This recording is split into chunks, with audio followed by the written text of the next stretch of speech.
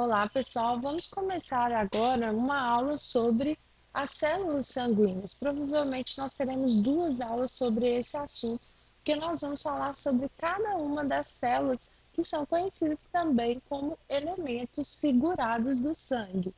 Existem os eritrócitos, que vocês conhecem também como hemácias ou glóbulos vermelhos, os leucócitos, que vocês conhecem também como glóbulos brancos, e as plaquetas, que não são células, são pedaços de células, tá? Esse grupo aqui de elementos são os elementos figurados do sangue e vão desenvolver aí diferentes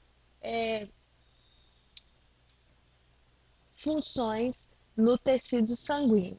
E vamos começar então pelos eritrócitos, que são as hemácias. Tem aqui uma imagem bem bonita, olha aqui quantas hemácias. Vocês podem ver que as hemácias têm uma forma de disco, né, com uma concavidade aqui, ó, central. Elas têm aí de 7 a 8 micrômetros de diâmetro. Vou colocar aqui que é de diâmetro, tá? São células aí muito abundantes, são as células mais abundantes no sangue e que nos mamíferos são células anucleadas, e por isso elas tomam aqui, ó, essa forma de disco, né, com essa concavidade central aqui. Então, nos mamíferos não existem núcleo, nos outros vertebrados, as hemácias são sim nucleadas, porém o núcleo ele não tem função, tá bom? Ele não exerce aí as atividades normais da célula. A hemácia é preenchida por uma proteína muito abundante, que é a hemoglobina, e a hemoglobina é responsável aí pelo transporte de oxigênio. As moléculas de oxigênio se ligam, são atraídas pela molécula de hemoglobina. E ela também é que dá aí a cor vermelha ao nosso sangue. A hemoglobina tem aí a tonalidade de vermelho, tá?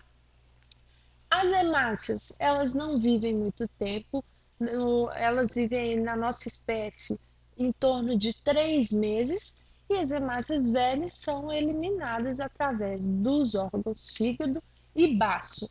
E as novas hemácias são produzidas na medula óssea vermelha. Então, vou colocar aqui, né, na medula óssea vermelha, que nós vimos aí em uma das nossas aulas, que está localizada aí em alguns ossos no adulto e na criança, no interior de todos os ossos. Na medula óssea vermelha acontece a eritropoese, que é o processo de produção de hemácias, onde os eritroblastos, que são células que se originam a partir das células pluripotentes da medula óssea vermelha.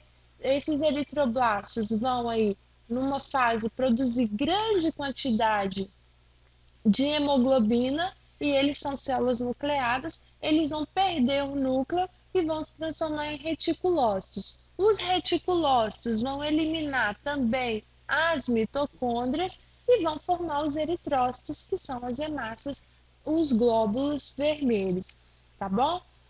Esse fenômeno de eritropoese, ele é estimulado quando ocorre a diminuição de oxigênio captado pelo organismo, né? No momento que o organismo precisa aumentar a captação de oxigênio, os rins, né, vão reagir e vão produzir uma proteína chamada de eritropoetina. A eritropoetina,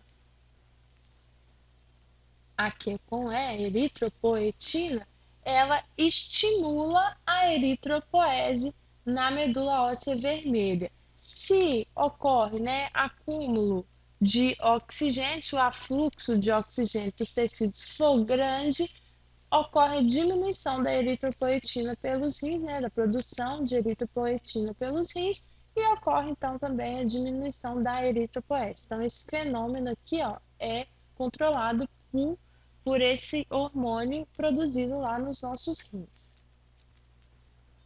E como o oxigênio é transportado?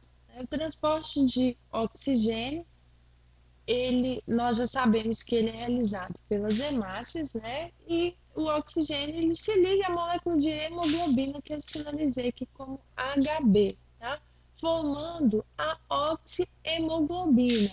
A molécula de hemoglobina, ela tem aqui, ó, no centro, um átomo de ferro, que é chamado aí como grupo M, e é nesse átomo de ferro que o oxigênio vai se ligar e formar a oxihemoglobina, né?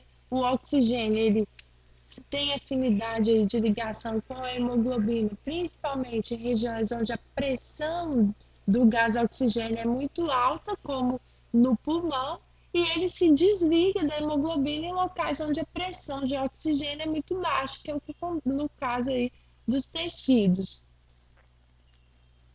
Essa forma da hemácia nos mamíferos, né, essa hemácia anucleada, favorece o transporte de oxigênio porque as moléculas de hemoglobina são mais centrais. Então, se houvesse aqui um núcleo, o contato entre a molécula de hemoglobina e a molécula de oxigênio seria menor.